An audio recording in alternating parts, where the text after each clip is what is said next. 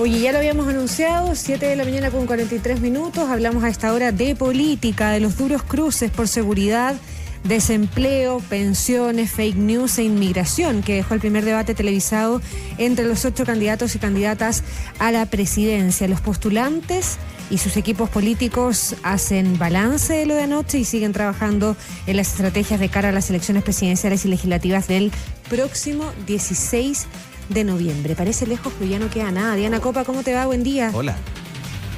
Buen día, Paula, Andrés, y ya va quedando menos, pero cerca de 3 horas duró este primer debate televisivo en el que participaron todos los candidatos presidenciales que estarán en la papeleta del próximo 16 de noviembre. Se abordaron diversos temas, como ustedes ya decían: salud, economía, seguridad, relaciones internacionales, pensiones, entre otros temas que vamos a ir revisando. Lo cierto es que, tal como se anticipaba, el debate no estuvo exento de polémicas. En particular, se dieron tensos cruces entre el candidato del Partido Republicano, José Antonio Kast, y la candidata oficialista Janet Jara por el uso de bots y por emplazamientos en torno a sus programas. Pasemos a escuchar parte de lo que fue ese ambiente. Janet, tú en el debate del Salmon Summit, donde sí asististe y después no asististe, dijiste que yo había mentido. Y hasta hoy día no me has pedido disculpas, porque yo lo que dije es que ustedes estaban sembrando la incertidumbre en un programa de primarias. Y todavía no escucho tus disculpas por tratarme de mentiroso. Pero sabes, José Antonio Kast, no te voy a permitir que me trates de mentirosa. Y te lo digo aquí y claramente. Sobre todo porque tú has sido el que ha levantado mentira en este país y de manera cobarde. Reconoce que tus aliados usan ejércitos de troll y de bots. Eso es lo que está al centro de este debate. Y cada vez que se te interpela por ese tema, atacas y distraes el tema. Ya, eso pasó, Diana, muy recién iniciado el debate y de alguna manera marcaba la pauta de lo que iba a ser el enfrentamiento, al menos, Andrés, entre Janet Jara y José Antonio Kast, que ya se había anticipado en algunos días antes, ¿no? O sea, esto se sabía que iba a pasar. Son los dos que están liderando de alguna manera las encuestas, a mi juicio a ratos, con debate algo infantiles, forzando el enfrentamiento entre ambos, más allá de las ideas y de las cosas de fondo que se dijeran al final del día, ¿no? Pero finalmente ese inicio de debate marca lo que fue el resto de la presentación y la performance de Jara y Kast, todo el debate. Claro, además entre los dos candidatos que más sacan preferencias en las encuestas. Claro. Hubo una serie de temáticas en las que ellos se hicieron estos emplazamientos, estas interpelaciones. Uno de ellos fue la migración, donde también se abordaron varios puntos y se sacaron chispas entre los otros candidatos también, Diana. Sí, respecto a lo que ustedes decían entre Jara y Kast, claro, se anticipaba desde hace varios días, entendiendo también que, recordemos, este es el primer debate que participa la candidata oficialista luego de varias semanas en medio de su gira regional. Entonces, también por eso José Antonio Kast aprovecha de entrada también de emplazar a la candidata oficialista Janet Jara, diciéndole lo que finalmente le había transmitido todos estos días a través de la prensa, a través de otras instancias, pero hoy se lo dice y es lo que marca la tónica en el fondo durante todo el debate. Y yo me atrevería a decir incluso que Janet Jara, no solo por José Antonio Kast, sino por el resto de los candidatos, fue la más emplazada en este caso durante todo el debate. Ahora, lo cierto es, lo decían, la migración también fue uno de los ejes del debate. Janet Jara planteó su propuesta de empadronar a los migrantes, mientras que Evelyn Matei insistió en que se debe concretar la expulsión de los 100.000 extranjeros que ya cuentan con expulsión. El candidato del Partido de la Gente, Franco Parisi, defendió su polémica propuesta de minar la frontera norte, lo que generó molestia en el candidato independiente Harold May Nichols, quien llamó a poner humanidad en las propuestas. Las minas antipersonales se desplazan. No basta poner un cartel. Hay que tener mucho cuidado con esas medidas. El norte lo está pasando muy mal. Hacer política en Santiago cómodo, con buenos sueldos, en grandes hoteles y paseándose en primera clase en todos los aviones, es fácil. El norte está llorando. Nosotros los vamos a ayudar. Harold. Yo nací en el norte, soy del norte, mi familia es del norte y lo conozco, y tal como José Antonio, he estado en Chacayuta, he estado en Bisbiri, he estado en Ollagüe, he estado en Camiña, he estado en Mamiña. Dime dónde, y si hay un solo lugar que yo no haya estado, te llevo.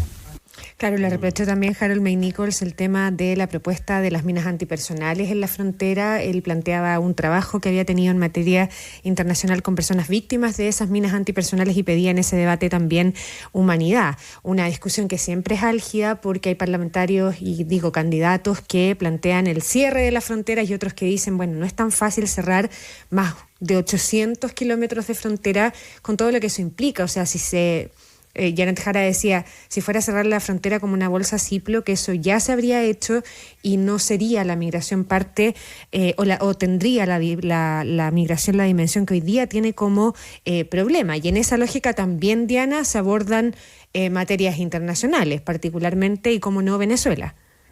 Sí, el plano internacional tampoco queda fuera. A cada candidato se le consultó por sus referentes.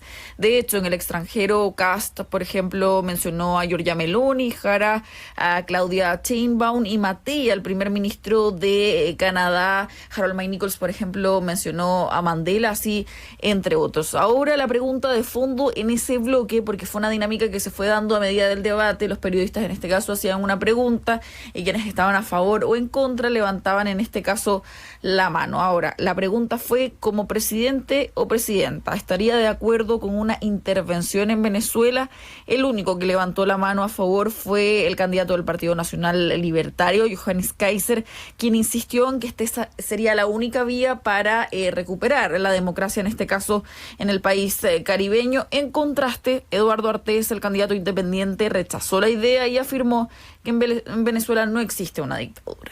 La única manera de sacar a Maduro del poder es a través de la fuerza, dado que se niega a retirarse por las buenas y ha viciado completamente el sistema democrático, persigue a sus opositores y los tortura. Entonces la verdad es que si no es a través de una intervención, ya sea interna o externa, armada, no hay cómo sacar al señor Maduro.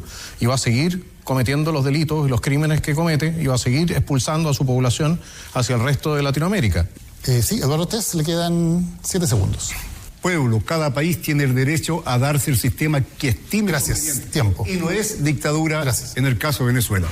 Claro, ahí dejó el punto, evidentemente su punto de vista, y antes de eso Artés había alcanzado a decir que también él está a favor de la autodeterminación de los pueblos, en virtud de lo que le preguntaban los periodistas de si aprobarían o no una invasión de Estados Unidos a Venezuela, algo que el propio Kaiser dijo aquí en País ADN el otro día, y también Eduardo Artés, los dos y otros candidatos han estado aquí en la radio. Ahora, este debate se da justo en la antesala de la conmemoración de los 52 años del golpe de Estado, otro de los terrenos donde los candidatos mostraron sus diferencias.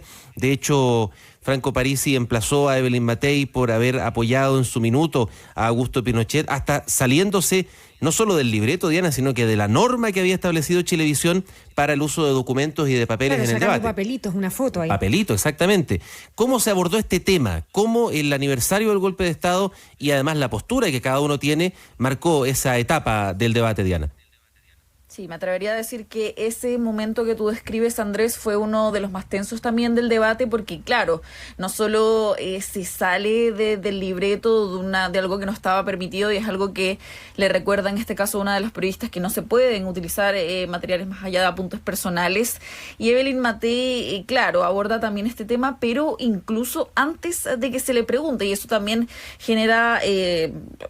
porque recordemos, este ha sido un flanco que ha estado abierto constantemente para la candidata de Chile Vamos, y es ella la que al inicio del debate aborda la conmemoración del 11 de septiembre sin que se lo consulten. Entonces eso también de alguna forma ella sale del flanco antes incluso que se lo mencionen, siendo que Franco Parisi posteriormente igual le hace esta pregunta y ella responde porque le consultan por las traiciones, le consultan por la traición que en su momento hubo con el expresidente Sebastián Piñera, también respecto a el tema de cuando ambos fueron candidatos presidenciales. Se le consulta también por Augusto Pinochet, y la pregunta de Franco Parisi es ¿cuál es la próxima traición? Ahí, claro, Evelyn Matei explica en el fondo que en particular con Sebastián Piñera se lograron limar las asperezas, y de hecho hoy en día su familia participa en la campaña. Ahora ella de hecho aludió a la dictadura en sus palabras iniciales sin que se le preguntara,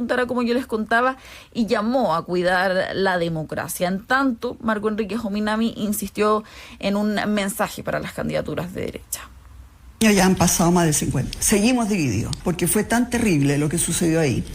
Y hay tantas emociones involucradas que nos cuesta mucho mirar al futuro aún. Y por eso que yo realmente pido que cuidemos la democracia. Tengo mucho espacio para la manipulación, la recuperación política que hacen todos los candidatos del 11. Soy muy cauto, es un día trágico y espero que los candidatos de la derecha dura no provoquen el dolor ajeno. Bueno, ahí estaban las 8 voces que participaron en este primer debate presidencial. Fueron muchos los temas que se pusieron sobre la mesa también, como el uso de armas, las listas de esperas de salud y varios más. Todo está en el inicio de una serie de debates que vamos a ir viendo, porque ya falta menos de una semana para que arranquen oficialmente las campañas el próximo miércoles 17 de septiembre, por lo que vamos a estar, por supuesto, del todo atentos. Sin duda, hay nuevos flancos que se abren a raíz de las declaraciones de cada uno de los candidatos en este debate. Hay que estar atentos, por supuesto, también a cómo va a impactar, por ejemplo, esta participación anoche de los 8 candidatos en las encuestas del fin de semana, porque recordemos, hay varios que, por ejemplo, no habían participado en ningún otro debate, es primera vez que participan. Llama la atención, por ejemplo, en redes sociales se ha hablado de la participación, por ejemplo, del candidato independiente Harold May Nichols. Entonces ahí vamos a ver también, en este caso, cómo avanza la carrera presidencial en esa línea, cómo son los nuevos debates. Ahora un último apunte, Paula, Andrés. Hoy los candidatos presidenciales, por lo menos los 3 mejores aspectados en las encuestas: Evelyn Matei va a estar en Aysén, Janet Jara va a estar en La Serena y José Antonio Kast va a estar en Puerto Montt. Ninguno de los 3 va a estar acá en Santiago y lo más probable es que sea desde La Serena. De hecho, la puesta en escena de Janet Jara en el marco de la conmemoración del 11 de septiembre. Ya, sí, vamos a seguir hablando de este debate en un ratito más, de esas lecturas, de cómo los candidatos, porque aquí es como las elecciones, ¿no? Nadie gana ni pierde, todos empatan. Hay ciertos factores que son elementos concretos y uno podría decir, es una palabra compleja, ¿no? Pero uno podría decir objetivos. Por ejemplo, el rol de Janet Jara en un debate, el rol de Janet Jara en esta candidatura presidencial, porque es de alguna manera la figura de continuidad de este gobierno, y eso es inevitable, más allá de que ella hable de un gobierno distinto, de que se va a avanzar, de que se va a profundizar.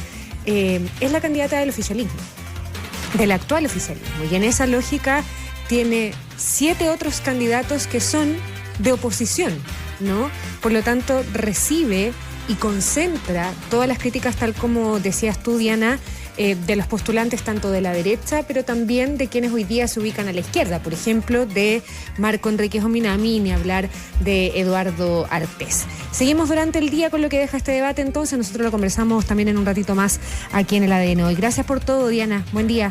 Gracias, buen día.